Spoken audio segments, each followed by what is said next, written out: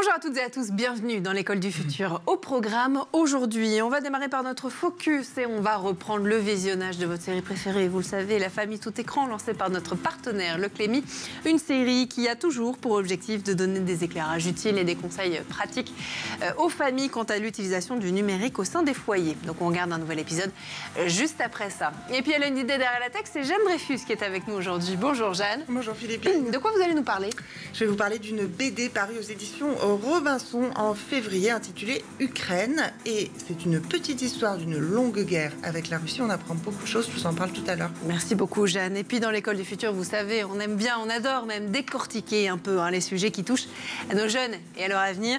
Alors dans cette émission, on a la chance d'accueillir une figure de proue de la littérature jeunesse, Le Monde des ados, avec vous, Lise Martin. Vous en êtes la rédactrice en chef. Bonjour. Bonjour. Bienvenue sur le plateau. Vous venez tout juste de sortir un numéro exceptionnel consacré au zéro déchet à l'occasion de la journée internationale du 30 mars 2025 sur le zéro déchet. Justement, c'était hier. Alors on va se poser la question de comment embarquer justement nos jeunes dans cette transition. On le fait tout de suite, juste après le focus. D'abord, pour sensibiliser les enfants, les parents, les familles à l'utilisation des écrans au sein des foyers, Le Clémy nous propose donc un nouvel épisode de sa série La famille tout écran. On découvre ça tout de suite.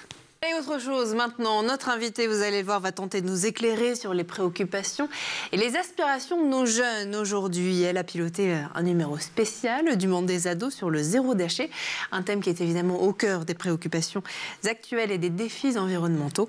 Alors face à des chiffres de production des déchets qui ne cessent d'augmenter, comment sensibiliser les plus jeunes au mieux? Eh bien, on va lui poser la question tout de suite dans la première partie du talk. Notre invitée donc aujourd'hui, Lise Martin, vous êtes rédactrice en chef du Monde des ados. Et c'est vrai que hier, c'était donc la journée internationale du zéro déchet. Et avec la publication de ce numéro spécial, qu'est-ce qui vous a particulièrement motivé à aborder ce thème avec vos lecteurs? Est-ce que c'était la première fois d'ailleurs que vous abordiez ce thème du zéro déchet? Alors on parle beaucoup d'écologie dans le monde des ados, mais ce sujet-là nous tenait à cœur. Alors des journées internationales, il y en a plein. Il y a une journée mondiale par jour, voilà, en gros. Mais celle-ci, on a voulu la traiter parce que on pense que finalement concrètement tout le monde peut faire un petit peu quelque chose, quel que soit son âge, quel que soit le lieu où on habite, on peut par étape faire des petites choses. Et donc on s'est dit, voilà, 30 mars, journée internationale du zéro déchet, on va essayer à travers l'exemple d'une famille de montrer que en tant qu'ado, on peut faire quelque chose si on se motive. Et en l'occurrence, dans cette famille-là, les deux ados sont très motivés et sont assez moteurs. Donc c'est aussi pour ça qu'on les a choisis, eux. Très engagé, effectivement. Quand on lit votre numéro, on part à la découverte de ces deux ados, de leur maman aussi, qui a été à l'initiative il y a quelques années de ce projet-là, en tout cas projet de famille, presque, de passer au zéro déchet. Vous mettez en avant en tout cas le quotidien de cette famille qui a relevé le défi avec brio. Ils sont passés justement de plusieurs dizaines de kilos de déchets par an à, je crois, 300 grammes à peine par mois. Est-ce que vous voulez bien nous en dire plus sur cette initiative, sur comment vous les avez choisis, sur leur quotidien aussi? Alors c'est Alexandra Darocha, qui est la chef de rubrique Actu du journal, qui les a trouvés. Elle a parlé à plein de familles différentes et elle les a choisis, eux, justement parce que Pauline qui a 12 ans et Thomas qui a 10 ans sont très motivés. Et c'est pas le cas dans toutes les familles. Il y a plein d'ados qui peuvent vivre ça un petit peu comme quelque chose de subi. C'est la démarche des parents, il faut suivre. Bon, voilà. Il y a même des parents qui ont expliqué à Alexandra que leurs enfants ont le sentiment d'être un peu marginalisés parce que voilà, c'est eux qui ont tout le temps les vêtements d'occasion, qui viennent avec un Tupperware, avec des biscuits faits maison, et finalement ça dénote, donc pas très motivés. Pauline et Thomas, eux, effectivement, c'est une initiative à l'origine de la maman, Camille, qui s'est inscrite à un défi zéro déchet organisé par sa commune au moment où ils emménageaient. Donc c'est elle qui incite au départ, mais Pauline et Thomas, ils suivent, et en fait, aujourd'hui, ils participent participent aux ateliers de fabrication de lessive. Ils se lavent les cheveux avec du shampoing solide. Et ça va aussi au-delà un petit peu de l'aspect la cuisine et l'hygiène. C'est-à-dire que, par exemple, déjà, ils s'habillent d'occasion. Donc, ils font les brocantes. Ils utilisent des applications d'achat de vêtements de seconde main. Et puis, Pauline, par exemple, qui est une grande lectrice, elle n'achète pas de livres. Elle va à la bibliothèque. Et elle lit 4 à 5 livres par semaine, ce qui est beaucoup. Oui. Elle se fournit à la bibliothèque. Donc, c'est une démarche assez globale. Et voilà, c'est aussi pour ça qu'on est allé vers eux, parce que les 2 ados sont très motivés, avec des petites limites quand même. Lesquelles, par exemple ? Ils nous ont parlé notamment des mouchoirs en tissu. Bon, voilà, ils trouvent ça un peu bof. Donc, ils admettent utiliser parfois des mouchoirs en papier, notamment pour aller à l'école ou au collège. Et puis, il y a eu une scène, quand Alexandra était avec eux, où leur mère leur raconte que finalement, eux, ils vont déjà assez loin, mais il y a des familles qui vont encore plus loin, et qui, par exemple, se passent de papier toilette. Bon, là, leur réaction, parce qu'ils n'avaient pas forcément conscience de ça, donc elle leur annonce ça devant la journaliste, et là, les yeux écarquillés, ils disent « Ah non, mais... nous, on n'ira pas jusque-là. » C'est un système, mais certaines personnes le font. Il y a des systèmes de petites douchettes, il y a des systèmes de carrés de tissu qu'on nettoie après. Bon, là, ils ont dit non, nous, c'est déjà, on va déjà pas mal. Rester là. Ouais, voilà. Je peux comprendre. C'est vrai que face à la production de déchets qui continue d'augmenter en France, malgré les objectifs de réduction qui étaient notamment imposés par l'Union européenne et le gouvernement, est-ce que vous pensez aujourd'hui que cette sensibilisation des jeunes générations, c'est une clé absolument essentielle pour la transition écologique? Forcément, c'est important. Et pour à nouveau rester sur l'exemple de Pauline et Thomas, ce qui nous a intéressés aussi, c'est qu'ils sont en garde alternée. Donc une semaine chez leur mère qui est dans cette démarche-là, et une semaine chez leur père qui n'est pas dans cette démarche-là. Donc c'était intéressant déjà qu'ils aient ces deux visions des choses. Et en fait, ils essayent de motiver leur père. D'accord. Donc ils disent assez globalement, par exemple, voilà, il fait plutôt ses courses en supermarché, bon, mais aussi il les amenait à l'école en voiture. Et ils l'ont motivé. Et maintenant tout le monde y va à vélo. Maintenant le papa aussi achète des vêtements d'occasion sur des plateformes de revente de seconde main. Donc quelque part, une fois que les ados sont motivés, oui, c'est la clé, parce que eux, ils vont pouvoir aussi motiver autour d'eux. Là, en l'occurrence, c'est leur père, mais Pauline, elle en parle à ses copines. Quand il y a anniversaire, elles font elles-mêmes le goûter, les pizzas. Et pour les copines, ça paraît être des ateliers un peu spéciaux. Sauf qu'en fait, Pauline, c'est son quotidien. Donc elles ne se sont pas marginalisées dans ce sens-là? Elle ne se sent pas marginalisée. Elle semble être très motivée. Et il y a ce débat aussi, ils en ont discuté devant la journaliste, de finalement à quoi ça sert s'il n'y a que nous. Et la mère disait les poubelles de notre immeuble continuent de déborder, certaines personnes ne font pas le tri, ce qui est un tout début déjà de démarche. Donc il y a une forme, non pas de désespoir, mais un peu de déception dans le constat de départ. Et puis finalement, Pauline et Thomas disent... Oui, c'est galère. Pauline a dit, on se galère la vie, quoi, chez toi. Mais ça vaut le coup, parce que ça a du sens. Donc le fait que des ados estiment que ça a du sens, déjà, c'est quelque chose qui est gagné. Et Thomas souligne que quand ils ont commencé, ils n'étaient pas très nombreux, et qu'aujourd'hui, ils se sentent un peu moins seuls. Donc voilà, évidemment que c'est important qu'ils en aient conscience et qu'ils soient motivés. Est-ce qu'ils ont enclenché une sorte de mouvement, justement, auprès de leurs proches, de leurs copains ? En tout cas, ils en parlent. Il y a cet exemple des copines qui viennent à la maison et qui sont un peu étonnées que tout soit fait maison. Donc, est-ce que vraiment ils mobilisent autour d'eux, ils font du prosélytisme? Ça, je sais pas. Mais je sais qu'ils en parlent, en tout cas, que la maman a lancé une association justement pour faire du troc de vêtements. D'accord. Donc, tout ça, c'est des petites choses à l'échelle locale qui ont forcément un impact. Et d'ailleurs, cette maman, justement, dont vous parliez, des 2 enfants, a démarré son aventure incluant zéro déchet par une initiative locale. Ça a démarré par la ville, c'est ça? Ouais, exactement. Il y a souvent des petits déclics de départ, et je crois que chez elle, il y en a eu 2.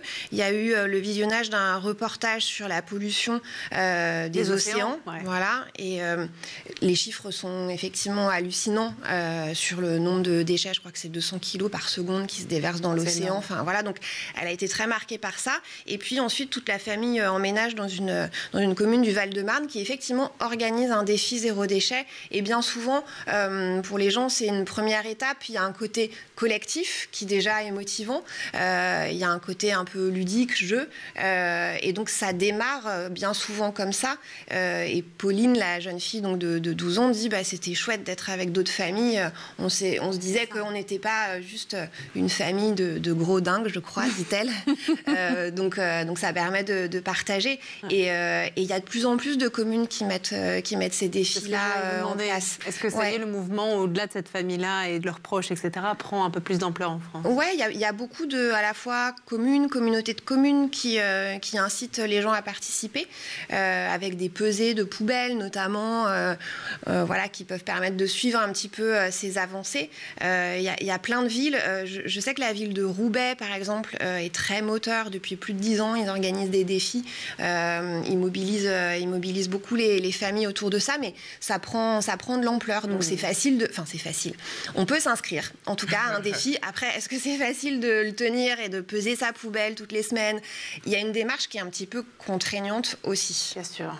Jeanne, vous voulez réagir? Non, mais ça demande du temps. Après, c'est vrai qu'on passe plein de temps à faire des choses inutiles dans la vie, donc on peut l'attribuer à autre chose. Mais bon, faire ses gâteaux, tout ça, ça demande du temps. Tout à fait. Justement, on va continuer à en parler parce qu'on a le temps. Après le petit tour de la planète tech, on va parler aussi évidemment de ce que vous proposez pour ces jeunes, justement, pour qu'eux aussi emboîtent le pas. Le sujet de l'éducation et à l'environnement qui vous tient à cœur également. D'abord, on regarde donc le meilleur d'Internet. On fait un petit tour du côté de la planète tech. Images et vidéos, c'est le Zap et c'est toujours l'œil de Jean Martineau.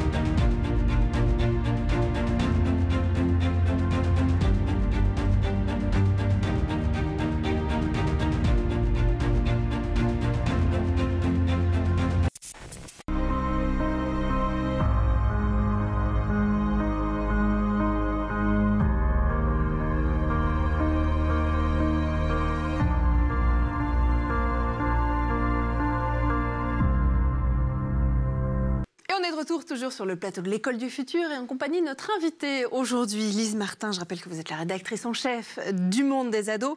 Juste avant, Lise, de reprendre nos discussions, on va laisser place à la chronique de Jeanne qui a une idée derrière la tech.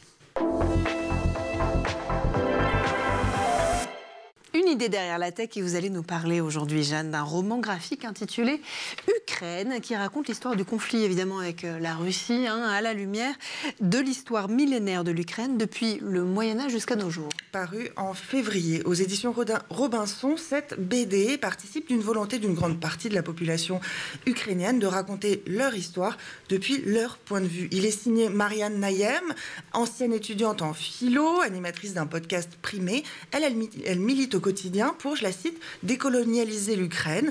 On l'écoute. For the long time, Russian voices and Russian version of the history, changed version, was more loud. So I thought that it is crucial to have some of the understanding what exactly in the history of Ukraine was changed by Russia and how these changes actually led us towards Russian aggression. Comment ça se traduit, ça, justement, dans sa bande dessinée, Jeanne ? Alors, l'auteur va partir de la situation de guerre vécue par une jeune femme, Vika. Depuis son appartement ou par notification, elle apprend à 2h du matin qu'une attaque aérienne va avoir lieu. Tout est noir et orange, comme la nuit et les flammes, mais aussi orange comme la révolution du pays. L'auteur, ensuite, montre comment la jeune fille va apprendre à tenter de survivre en situation de guerre, en découvrant, par exemple, à suivre la règle des 2 murs. Dans son appartement, il faut toujours avoir 2 murs entre soi et l'extérieur. Le premier mur encaisse en cas d'attaque le souffle de l'explosion. Le deuxième absorbe les éclats d'obus. Vika, elle est en permanence branchée sur les réseaux sociaux parce que elle va y apprendre la durée d'un bombardement à venir. Elle va apprendre le temps que le missile va mettre pour arriver jusqu'à sa cible ou encore celui dont elle va disposer pour arriver dans un abri anti-bombe. Et c'est dans ces abris souterrains que vont être racontés les récits innombrables, ceux de l'histoire de l'Ukraine, intimement liés à celle de la Russie. Des enjeux historiques qui sont au cœur du conflit actuel ? Ce n'est pas en effet un hasard si Poutine en veut après l'Ukraine et non pas après d'autres pays de l'ancienne Union soviétique. L'Ukraine est le berceau de la Russie, apprend-on dans l'ouvrage. En effet, au IXe siècle, une principauté nommée la Russe de Kiev, RUS de Kiev, est à l'origine des 3 États de la Biélorussie, la Russie et l'Ukraine. Cette histoire commune, elle est aujourd'hui mise en avant par le gouvernement russe pour parler d'un seul et même peuple au sein de discours, au sein d'articles officiels sur le site du Kremlin. On peut notamment citer celui-là, ce texte de 20 pages signé Vladimir Poutine, où il met en valeur les origines communes de la langue ukrainienne et russe, celle aussi de la religion orthodoxe, qui est apparue dans la Russe de Kiev quand son chef Vladimir s'était converti au christianisme de Byzance en 988. L'Ukraine, c'est donc un enjeu symbolique, religieux, majeur aussi pour le Kremlin. Et qui va entraîner un jeu de domination au cours des siècles, quand l'Ukraine sera intégrée à l'Empire russe, puis à l'URSS. Et les souvenirs historiques douloureux occupent de nombreuses pages du livre, notamment l'épisode de l'Holodomor. L'Holodomor, qui est très marquant, qui est cette fameuse famine terrible qui, en 1932 et 1933, a coûté la vie à 3,3 millions d'Ukrainiens, qui était la conséquence de la politique de réquisition des récoltes émanant du pouvoir soviétique. À l'origine, à l'annexion territoriale de l'Ukraine vient s'ajouter également une volonté d'annihiler la spécificité culturelle. L'Ukraine est ainsi surnommée par son voisin la Malorossia, ça veut dire la petite Russie. La langue russe, elle est imposée dans les écoles, l'église à partir du XVIIIe siècle. Et les intellectuels ukrainiens, notamment ceux de qu'on appelle la Renaissance fusillée, ça se passe dans les années 20 et 30 en fait, c'est des écrivains ukrainiens qui vont être réprimés ou éliminés par la Russie. Sur 259 écrivains des années 20-30, on peut lire dans la BD, seuls 36 d'entre eux survivront. Alors comment l'auteur témoigne-t-elle justement de la recherche d'affirmation de la population ukrainienne face à son voisin russe ? Alors elle témoigne d'un mouvement d'ukrainisation de ce peuple qui n'a acquis l'indépendance qu'assez tardivement, suite à la chute de l'Union soviétique. Et dans les depuis les premières attaques du Donbass en 2014, eh bien, nombreux vont être les Ukrainiens qui vont renoncer à parler russe. Ils vont dire à leurs enfants maintenant, on parle ukrainien. Il y a aussi évidemment les symboles de la domination russe qui vont tomber les uns après les autres. Peut-être se souviendra-t-on du monument à l'amitié russo-ukrainien qui est situé à Kiev, qui est tombé, ou jusqu'aux effigies des chefs soviétiques qui sont également déboulonnés. Et quand aussi une insistance est faite justement sur la mémoire. Alors, on a parlé tout à l'heure de l'Holodomor. En 2008, sous la présidence de Yushchenko, un musée mémorial avait été inauguré. Et donc, cette guerre, elle est en effet évidemment largement bâtie sur des symboles et des images auxquelles entend participer ce roman graphique. Merci beaucoup, Jeanne. Ses images à elle. Bien sûr.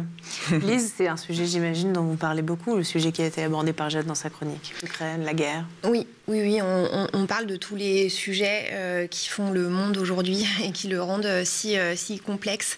On a une journaliste qui s'appelle Cerise Sudry-Ledu, qui est présente à Kiev et qui nous a fait régulièrement des reportages et des éclairages pour nos jeunes lecteurs.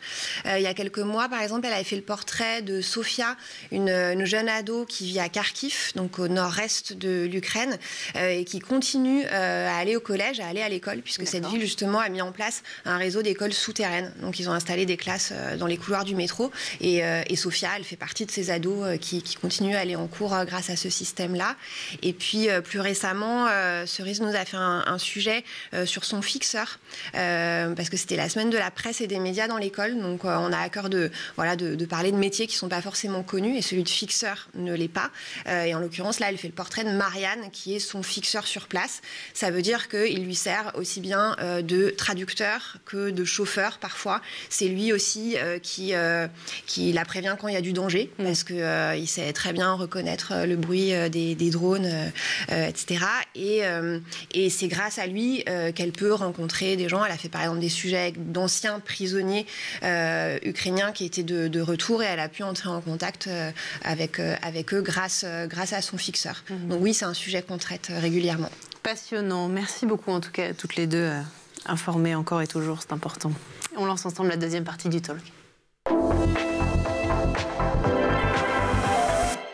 On a parlé en première partie du talk, juste avant la chronique de Jeanne, justement, de votre sujet actuel dans le monde des ados sur le zéro déchet. Vous avez parlé de cette famille qui est au cœur, justement, de ce numéro spécial avec les deux enfants, leur maman aussi. Parfois, le fait aussi que c'est compliqué par rapport aux amis, aux proches, par rapport à leur papa aussi, qui n'a pas du tout le même mode de vie.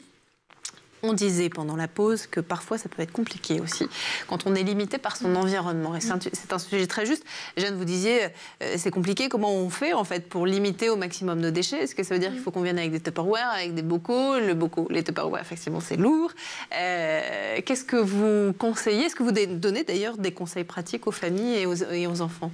Le premier conseil, déjà, c'est pas de partir bille en tête et de se dire demain on sera une famille zéro déchet, parce que effectivement, c'est un petit peu contraignant.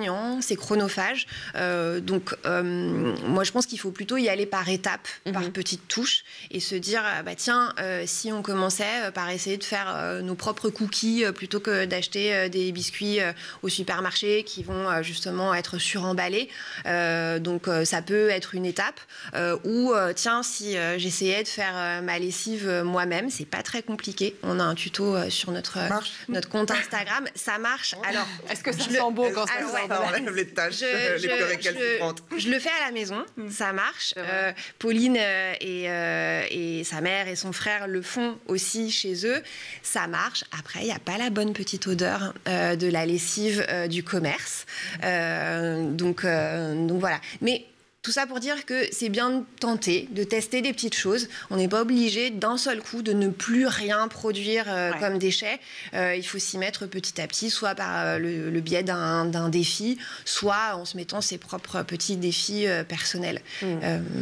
Voilà. C'est déjà pas mal. Vous nous parliez tout à l'heure aussi du fait que dans certaines villes, et notamment dans la ville dans laquelle cette famille habite, il y avait en tout cas un système de pesée de poubelles qui a été à l'initiative de ce projet. Alors la loi anti-gaspillage de 2020 vise une réduction des déchets ménagers de 15% d'ici 2030. Les chiffres, dans les faits, aujourd'hui en 2025, montrent une augmentation et non une réduction de la production de déchets par habitant. On est passé de 513 kilos par habitant en 2010 à 537 en 2021, selon l'ADEME, l'Agence de l'environnement et de la maîtrise de l'énergie. Il y a encore un peu de travail. Et justement, ce travail, c'est la sensibilisation. Est-ce que, bien sûr, vous le faites dans le rôle dans votre rôle, qui est celui des médias, est-ce qu'à l'école aussi, on devrait tous y être sensibilisés ? Ouais, je pense que de plus en plus d'écoles et d'établissements, d'une manière générale, essayent de mener des projets. Après, c'est pas forcément évident, mais en tout cas, il y a il y a tout un tas de structures sur lesquelles on peut s'appuyer, vers lesquelles on peut aller. Il y a l'association Zero Waste France qui met en ligne des guides, justement, notamment à destination des enfants. Il y a un guide avec plein de petits défis pour faire un goûter zéro déchet, organiser son anniversaire zéro déchet. Donc voilà, on peut trouver des tas de conseils partout. Il y a la famille zéro déchet qui, depuis plus de 10 ans, est passée au zéro déchet, qui a publié des livres, des BD, des jeux. Enfin, il y a des ressources, donc il faut aller les chercher et puis tenter. En tout cas, vous les mettez en avant, c'est ça, de ce que je comprends, sur votre site internet aussi ? Oui, en tout cas, là, dans cet article-là, on a aussi donné quelques conseils. Donc, il y a ce fameux tuto qui est illustré par la photographe, du coup, qui a rencontré la famille, avec toutes les étapes pour essayer de faire sa lessive. C'est vraiment pas très compliqué. Et puis, on parle aussi, justement, de ces petits guides qui peuvent se trouver facilement sur Internet, si on veut s'y mettre. L'actualité récente, elle a aussi été marquée, au-delà de la guerre, bien sûr, notamment en Ukraine, par des événements climatiques extrêmes. Est-ce que vous constatez aujourd'hui une prise de conscience accrue de la part des adolescents face à cette réalité ? Est-ce que on parle beaucoup aussi dans les médias d'éco-anxiété de leur part ? Est-ce que c'est quelque chose que vous constatez au quotidien ? Oui, ils nous en parlent. Alors, on est souvent en contact avec les ados. Ils nous questionnent beaucoup. Donc, ça fait partie des sujets sur lesquels ils nous questionnent. Alors, juste un exemple. On a fait tout un sujet de 4 pages sur Donald Trump récemment. Et on leur a demandé de nous poser les questions qui se posaient justement sur Donald Trump et ses déclarations et tous les décrets qu'il prend, etc., pour pouvoir faire répondre des experts. Et évidemment que parmi les questions revenait cette question de son rapport au climat et du fait qu'il soit climato-sceptique. Ouais. Alors je crois que les questions c'était plutôt pourquoi est-ce qu'il s'en fiche en fait du dérèglement climatique et donc voilà, on a fait répondre des experts sur cette question-là. Donc oui, c'est une question qui est posée, qui revient. Sur l'éco-anxiété, on a déjà eu des témoignages d'ados qui se questionnaient beaucoup. Voilà, donc on essaye d'y répondre un peu tout le temps, en fait. Quand on a réfléchi à peut-être de nouvelles rubriques, on s'est dit, est-ce qu'on doit faire une rubrique écologie, une rubrique planète ? Et on s'est dit, non, en fait, parce que ça doit être un sujet qui sous-tend un peu toutes nos réflexions aujourd'hui, parce que ça sous-tend tous les questionnements qu'on peut avoir. Donc, finalement, c'est présent un peu partout en sous-texte. Et puis parfois, effectivement, on va se dire là, on fait 4 pages sur un sujet d'écologie, mais sinon, c'est présent un peu partout dans nos angles, dans nos sujets. Il faut en parler au quotidien. En filigrane presque, c'est ce qu'on comprend. Où est-ce qu'on peut, très rapidement, avant qu'on clôture l'émission, se procurer le numéro spécial ? Dans les kiosques, en ligne ? Alors, ce numéro-là, il est disponible pour nos abonnés. D'accord. Uniquement. Mais on peut aussi le feuilleter sur notre site internet, lemondesados.fr, où voilà, on fait aussi des vidéos, des quiz, des tests. Donc, ce sujet-là de l'écologie, il est présent aussi de différentes façons, notamment sur le site. Et ben voilà, c'est le mot de la fin. Merci beaucoup, en tout cas, Lise Martin. Je rappelle que vous êtes rédactrice en chef du Monde des ados. Merci d'avoir été parmi nous. Merci à vous, Jeanne Dreyfus, pour cette chronique toujours aussi passionnante. Merci à vous de nous avoir suivis. À la régie, à Édouard Degnaud d'avoir produit cette émission. Et puis nous, comme tous les jours, sur School TV, bien sûr, et dès demain à 12h30, on se retrouve dans l'École du Futur. Et d'ici là, passez une très bonne journée.